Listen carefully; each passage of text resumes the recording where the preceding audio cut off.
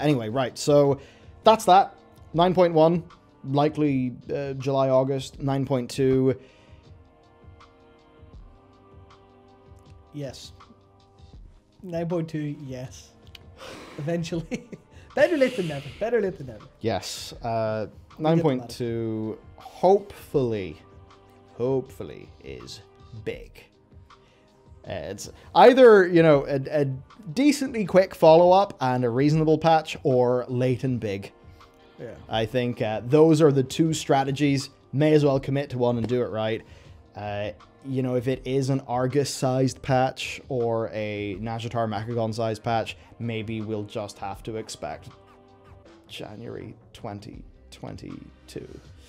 But if it's a smaller patch, then maybe they could slip it in November. But that said, I mean, August for Chains of Domination, November for 9.2, I don't see that happening. No. And if you start to hit December, I mean, it's December. They don't like releasing content in December. We all know why. They get flack from players when they do, because raiders don't be raiding over Christmas or whatever. Yeah, right. So, rough. Somebody just Quirk said Blizzard's new motto should be expect less. Yeah, I actually agree.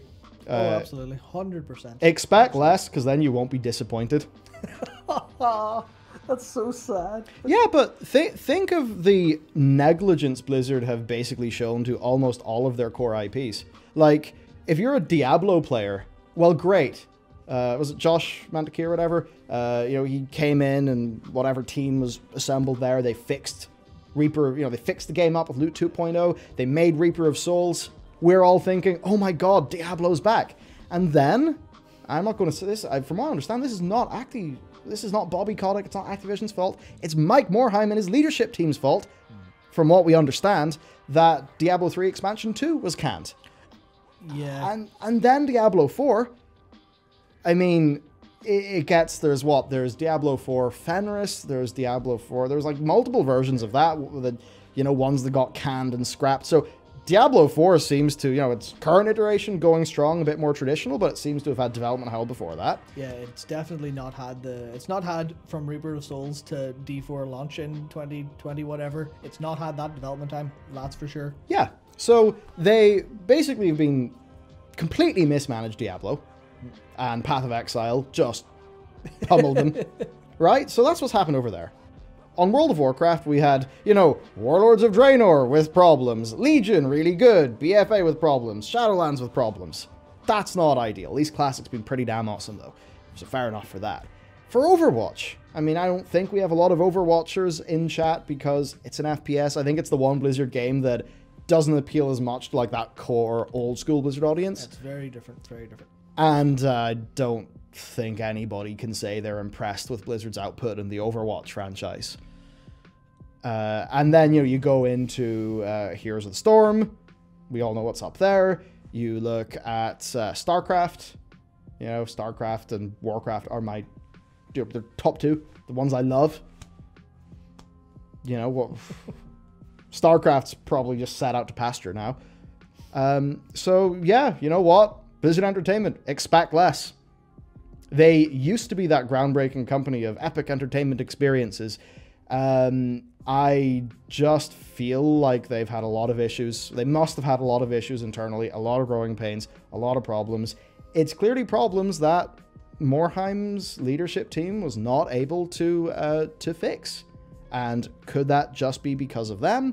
Could that be because of interference from Activision? We really don't know. And there's no amount of speculation there that's particularly useful. But whatever has happened, Blizzard has hit a protracted and long period of stagnation. Just about everybody knows it. I'm going to say expect less until 2022, 2023. Because we're going to have, you know, in around that time, there'll be a WoW expansion. There'll be D4. There'll be Overwatch 2. And we know they've got that new IP coming that we covered recently. So I think we're right now in that situation where game development takes a long-ass time. I think the issues Blizzard have had over the last little while are probably, you know, issues, the root of which is years in the past. And they're still overcoming that. I mean, I heard from who I would deem to be a very reliable source. You know, somebody say that cancelled StarCraft 2 Battlefield-esque shooter project, that actually took loads of resources away from Overwatch 2. That would make sense.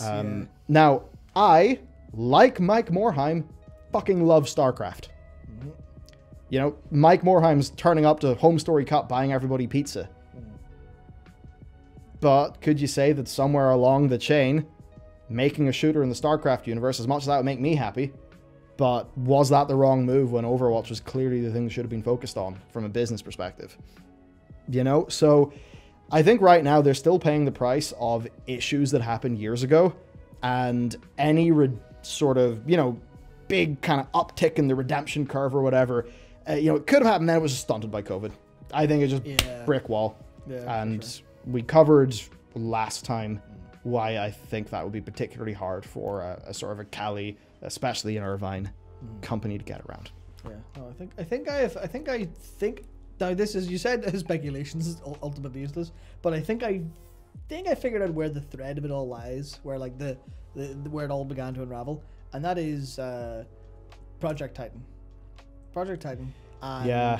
because if you think StarCraft Ghost, StarCraft Battlefield, whatever Project Titan was before it became Overwatch, and then Reaper of Souls, the expansion after was cancelled. I think that was because they cancelled that before Reaper of Souls actually took off as well as it did. And then obviously you've got World of Warcraft kind of struggled in a couple ways. They cut off at Warlords of Draenor.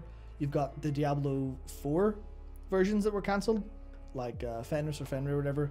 Whatever one was like Dark Souls over the shoulder kind of cam that they were talking about, but ultimately canned. I think their name got the better of them. I think they've just been so unhappy to release things for so long that that's probably what's stunting them and keeping all of the resources tied up. Is how many games have they made or tried to make that they never released because they didn't think it was good enough for Blizzard? Potentially. Yeah. Potentially. I mean, not the Blizzard polish means as much as it used to. No, not at all. Not at all. But I guess games nowadays are actually getting more complex, so achieving Blizzard polish is probably way harder and way more complex, in fairness to them. Which, you know, is all a bit rough, and it all seems like doom posting here. We are both individuals who really want Blizzard to succeed. 100%. As you said earlier, you want to play World of Warcraft. I want to play it hundreds of hours a month, like, absolutely. Lovely. Same, yeah. I just don't feel like there's as much of a way to do it now that's super fun, unless I was in a different place, I guess, in like life and stuff, where just having a cozy morning of grinding up some mounts, doing some old raids, you know, that is stuff I know I'd still enjoy. It's just that I've changed as a person, probably for the worse, in such a way I've not been able to do that as much recently. And that is something I actively want to change, because there's aspects of who I am and like what my situation deems I can and cannot enjoy that I'm very dissatisfied with. And it's absolutely, you know, not ideal, and absolutely not stuff I can blame Blizzard for. So, wow, that ended up being a segment.